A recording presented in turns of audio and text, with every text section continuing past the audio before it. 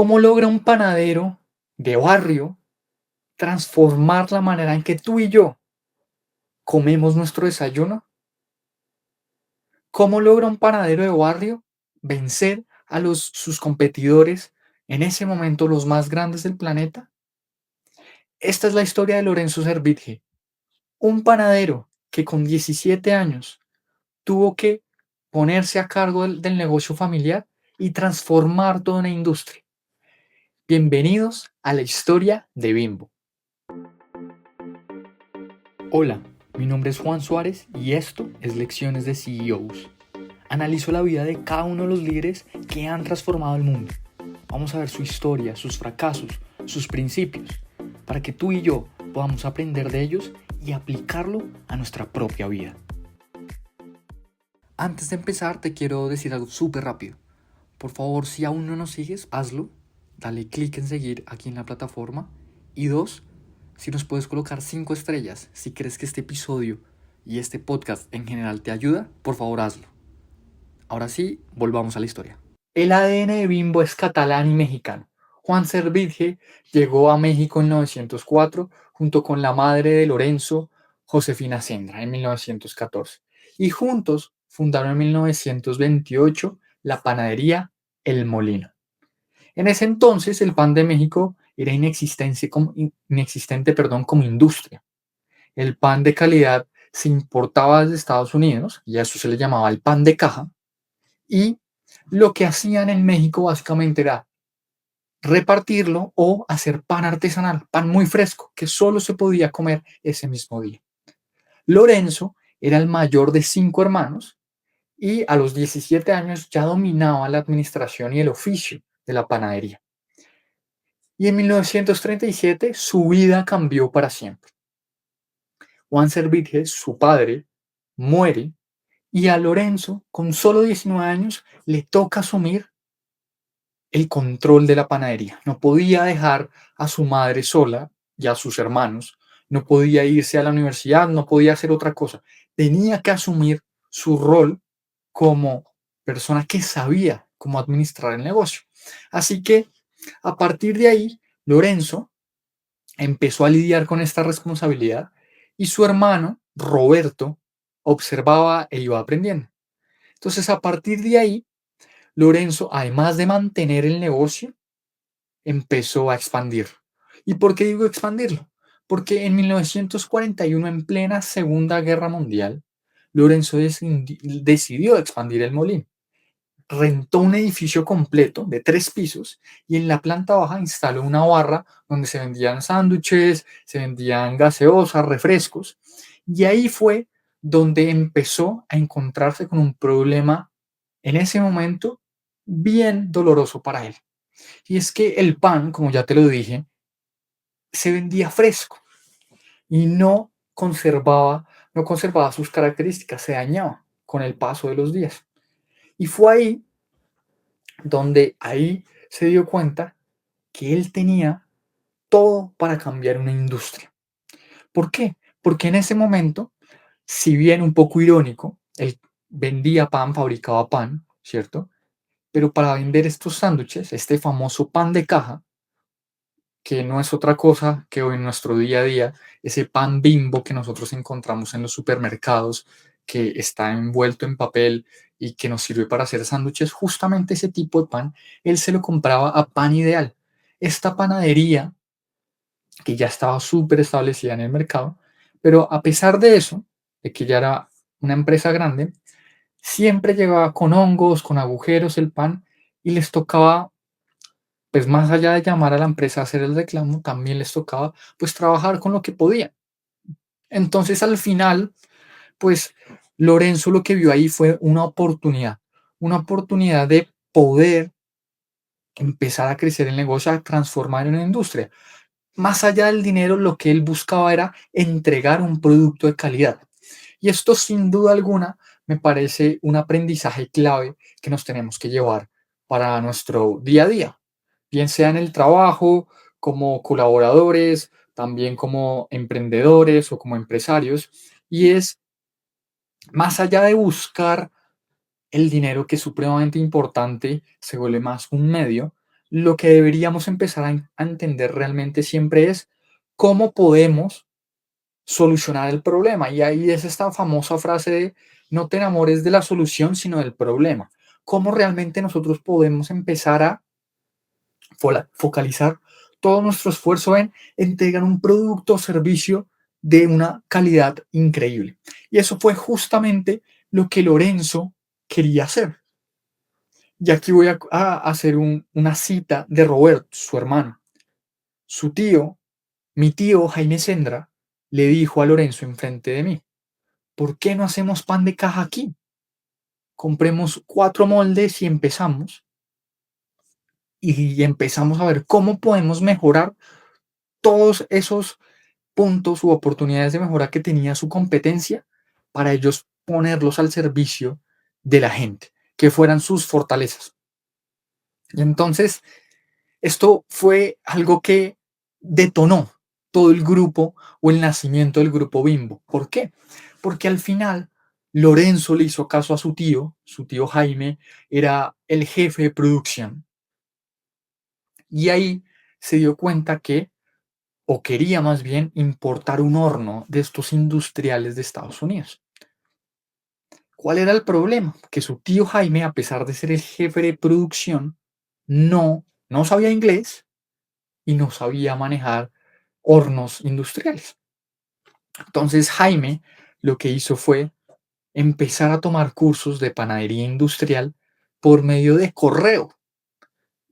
Y recordemos esto, estamos hablando de 1941-42, por medio de correo, el Instituto de Pastelería y Panadería de Estados Unidos vendía sus cursos y él tomaba sus, digamos, como las diferentes lecciones. Ahora, ¿cuál era el problema? Que no sabía nada de inglés.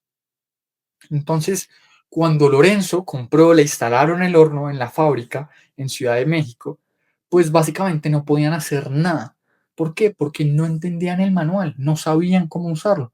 Entonces, a pesar de esto, pues empezaron a hacer pruebas y pruebas y pruebas y nada funcionaba. Se quemaba el pan, no quedaba como el producto que ellos querían. Así que, al final, Lorenzo empezó a llamar otra vez a la fábrica para que le dieran indicaciones, para que le ayudaran a entender cómo funcionaba este horno. Y en eso, la empresa que les vendió el horno le dijeron que contactara al ingeniero Velasco. ¿Quién era el ingeniero Velasco?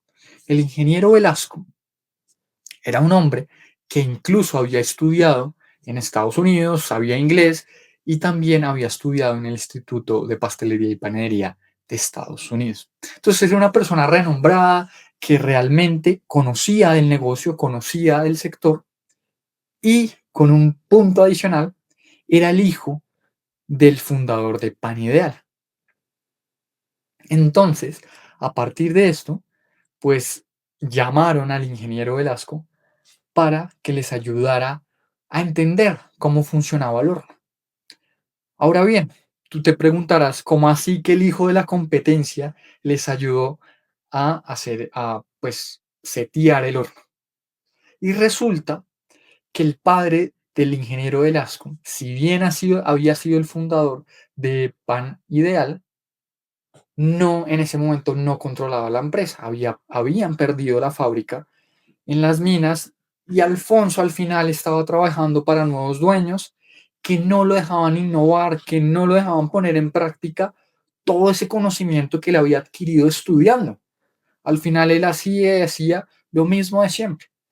Entonces él estaba muy feliz, muy contento de ir a ayudar a Lorenzo a entender esto cómo funcionaba. Entonces en esa dinámica, el ingeniero Velasco les ayudó, les, les enseñó cómo manejar el horno y en eso les dijo, oiga, la industria de la panadería en México no existe. Hay una oportunidad gigante para innovar, para mejorar procesos, para que la calidad sea muchísimo mejor. Pero bueno, pues digamos que ahí les dejo el horno, está perfecto, hablamos luego. Así que en eso, Lorenzo se quedó pensando mucho en, en el ingeniero Velasco, empezaron a darse cuenta que realmente el horno les ayudaba un montón, pero pero hasta ahí. Y de manera paralela a esta historia que te contaba, Lorenzo tenía dos socios más en otro negocio donde importaban cámaras. Y estos socios son Jaime Jorba, un experto en ventas, un amigo de él, y José Trinidad Mata, el socio comercial. Ellos lo que hacían era importar, vuelvo y digo, cámaras, diferentes artefactos de Estados Unidos y los vendían. Se llamaba Importex esta empresa. Entonces, les iba bien, era como un side job, un side hustle que tenía Lorenzo. Él estaba enfocado en su panadería, que su familia, que su negocio familiar realmente prosperara y pues tenía este negocio al lado con sus amigos que le ayudaban a vender. Y en eso, Lorenzo, una persona bastante organizada, planificadora, que unía los puntos, que unía muchos puntos, se dio cuenta que él podía mejorar la producción de pan. A él le resonaron muchísimo las palabras del ingeniero Velasco. Oiga, esto es una gran industria con los elementos adecuados, con las herramientas correctas, podemos crecer el negocio. Entonces, Lorenzo lo que hizo al final fue hablar con Jaime Jorba y con José Mata, sus otros socios, y con su tío em, para poder crear una sociedad donde estaban invitando al ingeniero Velasco, porque el ingeniero Velasco también era pieza clave en este negocio. Los invitaron a todos, crearon esta sociedad, pero aquí había una cosa bastante puntual y es que el ingeniero Velasco no tenía plata, no tenía capital para aportar a esta sociedad. Y Lorenzo lo que le dijo fue, no importa, usted va a aportar es con su conocimiento, con su trabajo. Usted va a tener el 10%. Y si nos va muy bien, generamos ventas, veamos otro 10%. Entonces al final, esto fue más allá del negocio, porque en ese momento súper arriesgado, había conocimiento, tenían un horno y ya está, no había nada más.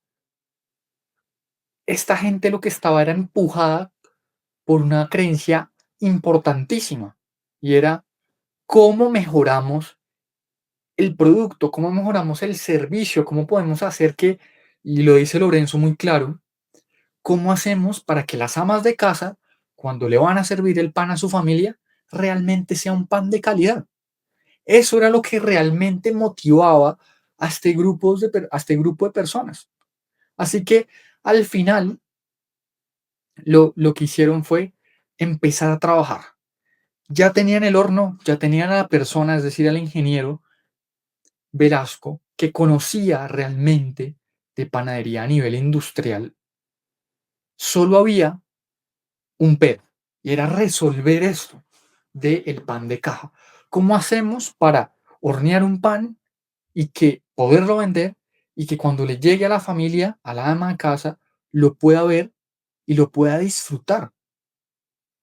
Empezaron a hacer un montón de experimento, ese famoso investigación y desarrollo. Lorenzo era una persona supremamente organizada, una persona que buscaba estandarizar todo, que tenía muy claros los números. Entonces, a partir de ahí, se obsesionaron con encontrar el secreto del pan de caja estadounidense. Porque claro, todo este pan que llegaba de Estados Unidos siempre llegaba en perfectas condiciones. Entonces era blando, esponjoso y por más de una semana siempre estaba muy bien y apto para comer. Entonces, además de la solución química que empezaron a hacer, se dieron cuenta que el empaque era clave, que el empaque era una pieza fundamental en la conservación del pan. Y ahí implementaron el uso del papel celofán. Fue ese material el que les permitía que se conservara el pan, que a pesar de los días el pan siguiera en el mismo estado. Entonces, a partir de ahí, a todos los socios se les iluminaron los ojos. porque eran la primera empresa, la primera panificadora de México, y estoy seguro que de Latinoamérica, que entendieron o que conocieron el secreto del pan de caja. A partir de eso, los planes eran simplemente de expansión, porque si ya tenían muy claro que su producto era el mejor, ahora tenían que resolver la comercialización, la distribución, que es toda la parte de logística, y por supuesto el servicio postventa. Entonces, a partir de ahí, ¿cuáles eran sus planes? La expansión, por supuesto. Los hornos en ese momento eran supremamente grandes, requerían de muchísimo espacio físico para poder trabajar, para poder crear un punto de fábrica, una planta que les permitiera producir a escala, hacer esa famosa economía de escala. Así que, por supuesto, la pareja de Lorenzo y las parejas de los grandes emprendedores siempre tienen un gran protagonismo. Y aquí en esta historia no fue la excepción. La pareja, la esposa de Lorenzo, fue clave. ¿Por qué? Porque al final pudieron construir el terreno, o la fábrica más bien, en uno de los terrenos de Daniel Montul, el suegro de Lorenzo. ¿Por qué? Porque Lorenzo, pues en estas comidas familiares, le iba explicando a su suegro qué es lo que estaban haciendo, qué era lo que querían armar, y que habían encontrado un lote de 1000 metros cuadrados. Pero su suegro, Daniel, lo que le dijo fue, ese espacio no les va a alcanzar para nada. Yo les fío más bien los terrenos que yo tengo, parte de los terrenos que yo tengo en la colonia de Santa María, Insurgentes, y ahí con 10.000 metros levantaron esa primera fábrica. Esa primera fábrica que tenía hornos, que tenía toda la parte de distribución, tenía el área de ventas para poder vender su pan. Entonces aquí vemos algo también supremamente clave y es la importancia de la planificación, entender los números que se necesitan para poder escalar el negocio a partir de obsesionarse con solucionar un problema. Más allá del dinero, lo que a Lorenzo, vuelvo y digo, le movía era solucionar un problema, que el pan estuviera fresco. Y a partir de ahí, lo que dijeron fue, ok, vamos a trabajar, vamos a inaugurar nuestra fábrica el 2 de diciembre, en ese momento. Estaban en el año 1945. Pero aquí se van a encontrar con tres problemas clave, o con dos problemas clave. El primero, y es la fábrica. En ese momento, los americanos, los estadounidenses, habían dejado de producir materiales industriales o artefactos industriales. ¿Por qué? Porque estaban en plena guerra. Entonces lo que hicieron fue coger esas fábricas y reutilizarlas para fabricar armas. Pero ahí sí, como las cosas tienen que pasar en el momento que tienen que pasar, afortunadamente los hornos alcanzaron a llegar para la inauguración de la fábrica. Cosas del destino, encontraron un proveedor que les permitió fabricar los hornos y les llegaron antes de que el gobierno norteamericano tuviera esta regla. Ahora bien, ¿de dónde surge el Bimbo y el famoso osito? ¿No? Porque si bien ya tenían toda la parte de fabricación, tenían un gran producto, no nos podemos olvidar de lo importante de la comunicación. Y esto creo que es un punto clave. Y es, de nada nos sirve tener un gran producto si no sabemos comunicarlo. Si las personas no entienden qué es nuestro producto y cómo le soluciona la vida. Y esto me hace recordar muchísimo de los hermanos Michelin, de Akio Morita, perdón, con Sony. De nada nos sirve tener un gran producto si la gente no entiende o no sabe de nosotros. Así que, si bien en ese momento no existían los estudios en mercadeo, en marketing, ahora con marketing digital, segmentación, pauta, performance, en fin, esto también fue una gran jugada que según lo que cuenta la historia, tampoco fue algo supremamente elaborado, ¿no? El nombre original iba a ser Superpan, pero el gobierno lo rechazó por ser genérico. Superpan en ese momento se le decía a todo. Entonces el ingeniero Velasco, una pieza clave, ya hablamos de que desarrolló el papel celofán, la fabricación, él tenía un par de nombres. Uno de esos era Superpan Esperanza por su exnovia. Entonces aquí todos fueron como, no, eso obviamente no nos sirve. Pero llegó con el nombre Bimbo. ¿Y por qué Bimbo? Porque era una mezcla de sonoridad entre bambino, que en italiano era niño, o es más bien niño. Entonces en ese momento a todos les sonó eso, ok, bambino suena, es pegajoso, es corto, eso nos permite realmente poder estar en la cabeza de las personas, que eso es supremamente clave, que sea un nombre que les permita a las personas recordar, tener recordación. Y el osito nació de una tarjeta de Navidad que Jaime Jorba había recibido de un familiar que vivía en Australia. Y ahí era un oso blanco que instilaba pues, ternura, era bastante tierno. Entonces, la esposa de Jaime, el tío de Jaime Senra, era una persona que era bastante hábil para dibujar. Entonces, ella le dibujó el delantal y el gorro de panadero. Y ahí fue donde crearon al osito Bimbo. Se convirtió en ese primer ejercicio de marketing emocional de la industria mexicana, sin saberlo. Obviamente, Lorenzo sabía que era un punto fundamental, que iba a permitir comunicar su producto. Pero seamos muy honestos, vuelvo digo, en ese momento no es que existiera mucho estudio de mercadeo, ¿no? Pero aquí es donde vemos una persona visionaria, una persona que realmente entendía que más allá de tener un gran producto, se necesitaba comunicarlo. Y a partir de eso, distribuirlo. Entonces, esta historia permitía que ya tenían muy claro, tenían la fábrica, tenían el nombre Bimbo, panificadora Bimbo, tenían, digamos, como la imagen con el osito, ahora tenían que resolver el siguiente problema, y era la distribución.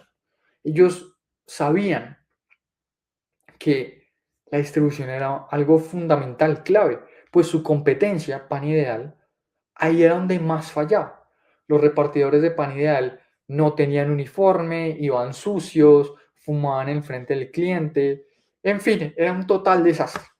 Entonces, a partir de eso, ellos consiguieron 10 camiones y contrataron a 34 trabajadores. ¿Para qué? Para poder empezar a comercializar su producto. Y ahí fue donde Lorenzo escribió algo supremamente importante. Y eran las reglas que, o el manual, el estándar que tenían que tener las personas que se iban a enfrentar o más bien iban a tener relación comercial. Y por supuesto era no fumar enfrente del cliente, tener el cabello corto, estar afeitados todos los días, ser bastante puntuales, algo básico, que todos diríamos es algo básico en el mundo de los negocios. Pero por supuesto que en ese momento no estaba totalmente estandarizado.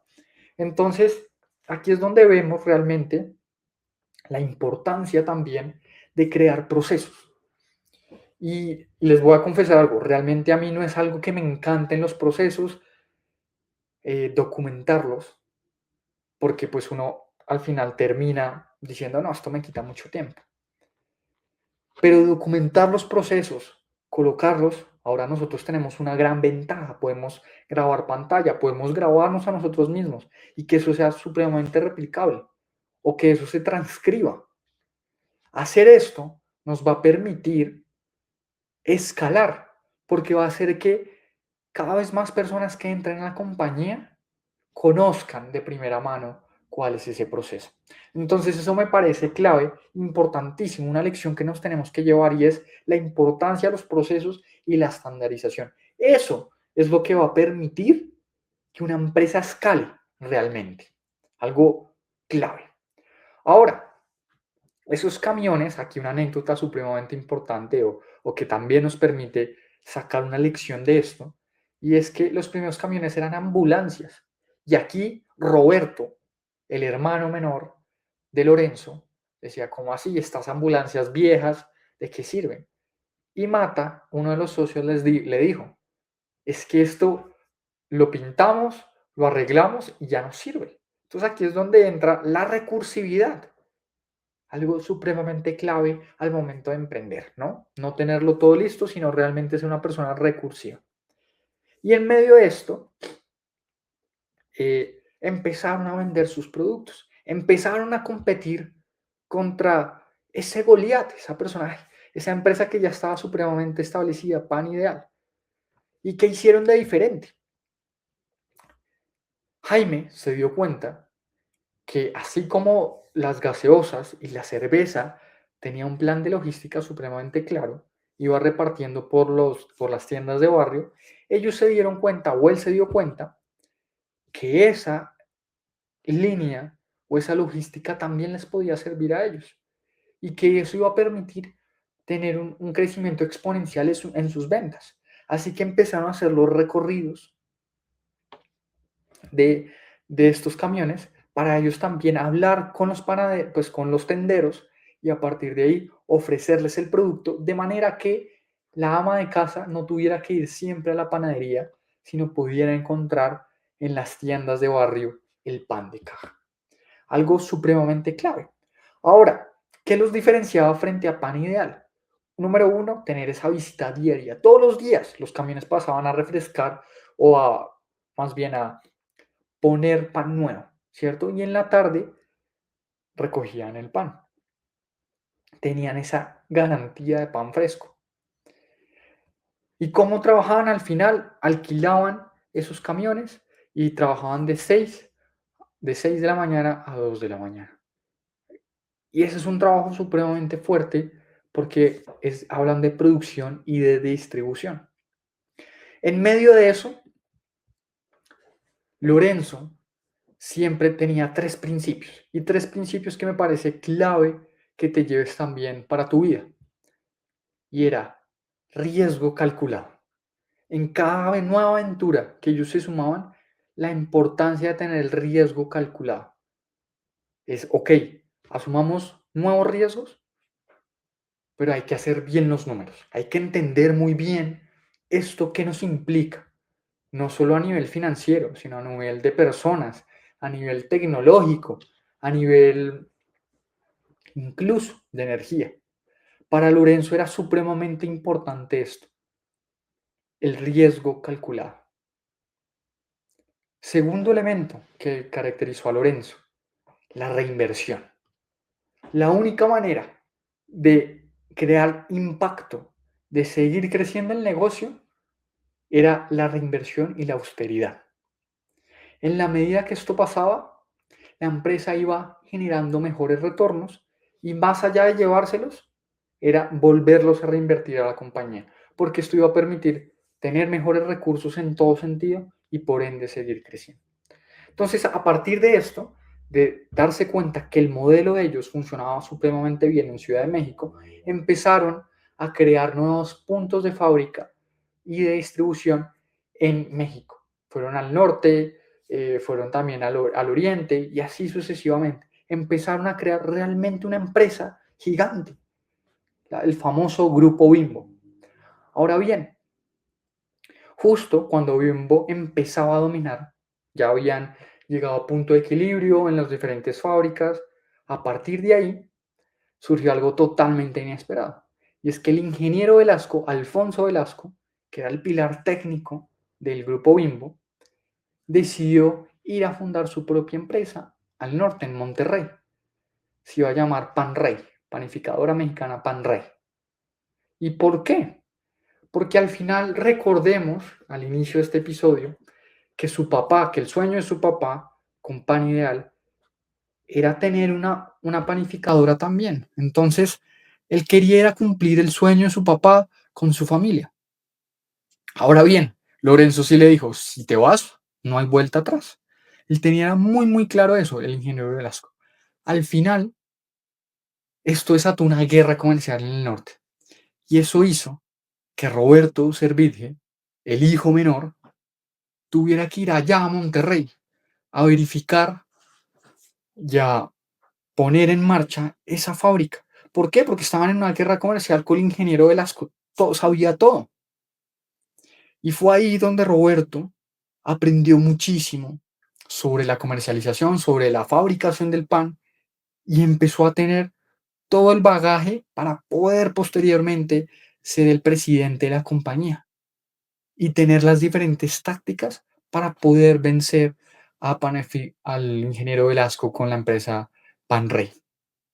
Y así pasó. Al final mientras Roberto se iba, tenían pérdidas millonarias, pero fue justo Roberto que se mudó allá, salvó la operación y terminó haciendo que Velasco básicamente volviera a Bimbo diciendo, oiga, cómpreme mi parte, yo la verdad es que el negocio no ando muy bien, cómpreme y ya con eso quedamos a paces. O pues yo no hago nada más. Entonces a partir de ahí se dio cuenta Lorenzo que ya tenía muchísimo por verificar, por estar atento de la operación. Y volvió al mismo punto. Y creo que este es el aprendizaje más grande de este episodio. Y es la importancia de la estandarización. Y a eso mismo se dedicó Lorenzo.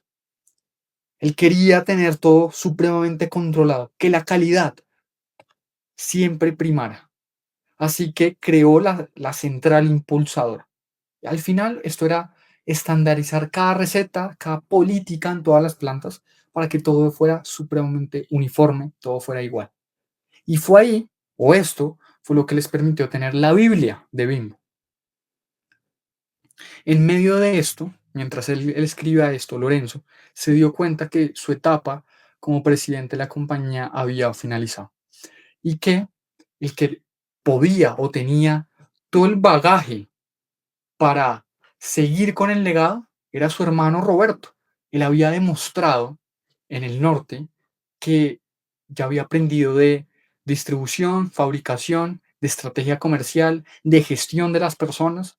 Era una persona supremamente preparada, indicada para seguir con el legado. Así que Lorenzo se dedicó a estandarizar, dejar todo montado, dejar esos procesos que iban a permitir escalar todo para que su hermano Roberto siguiera con la expansión del grupo. Ahora, le dijo algo supremamente clave y es creer es crear. No te olvides de eso. Creer es crear. Y a pesar de que Lorenzo no quería internacionalizar el negocio, ¿por qué? Por lo mismo, porque tenía una personalidad supremamente controladora, quería que todo estuviera bajo control. Roberto y pues toda la mesa directiva pues, le ganaron y al final Grupo Bimbo terminó entrando en Guatemala en los años 60, luego a Chile, Argentina, Colombia y terminaron también entrando a Estados Unidos. Entonces, supremamente importante esto y ya se volvieron el grupo que conocemos hoy, el grupo Bimbo, donde entendieron que la importancia de los procesos es lo que les va a permitir o es lo que permite que cualquier empresa escale. Ahora bien, aquí hay algo que no quisiera dejar de lado y es que para los Servirge había un lema muy interesante y es queremos una empresa altamente productiva pero también plenamente humana. Habían tenido mucha influencia católica y se dieron cuenta que el ser humano era supremamente importante. Y fue a partir de ahí que crearon esta frase de queremos una empresa altamente productiva, pero plenamente humana. Entonces, a partir de ahí, no eran simplemente palabras, sino implementaron la justicia social, el respeto por el trabajador, la reinversión de utilidades, durante básicamente 20 años no se pagaron dividendos para poder asegurar la estabilidad de la familia Bimbo. Y esto me hace recordar mucho del episodio de Michelle Ferrero, de la familia Ferrero, esta gran familia chocolatera icónica en la industria, digamos también de alimentos, perdón. Recordemos también tenían buses para sus colaboradores, habían creado casi que un pueblo entero alrededor de la fábrica para que sus trabajadores tuvieran buena calidad de vida. Y aquí en México no fue la excepción con el grupo Bimbo. Ellos también crearon toda una serie de políticas para que pudieran obviamente empujar la productividad, pero que las personas que estaban ahí se sintieran supremamente cómodas. Y esto es bien importante, porque en la medida que uno se siente cómodo, tiene todo, realmente va a poder producir muchísimo más. Que al final, pues también es algo que quiere la compañía, ¿no? Porque las empresas no están creadas para el ánimo de perder dinero, ¿no?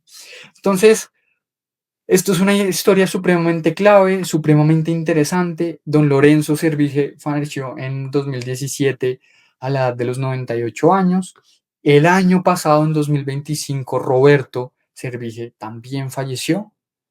Eh, pero Daniel Servige, el hijo de Lorenzo, sigue siendo el guardián. Ahora es el CEO de la compañía. Y además de eso, crear una empresa que genera muchísimo impacto en el sistema logístico y humano. Pasaron de tener una panadería de barrio, básicamente, a tener una empresa con más de 135.000 colaboradores, 197 plantas y 3.1 millones de puntos de venta. En ventas superan los 15.000 millones de dólares. Entonces, realmente es una historia fascinante porque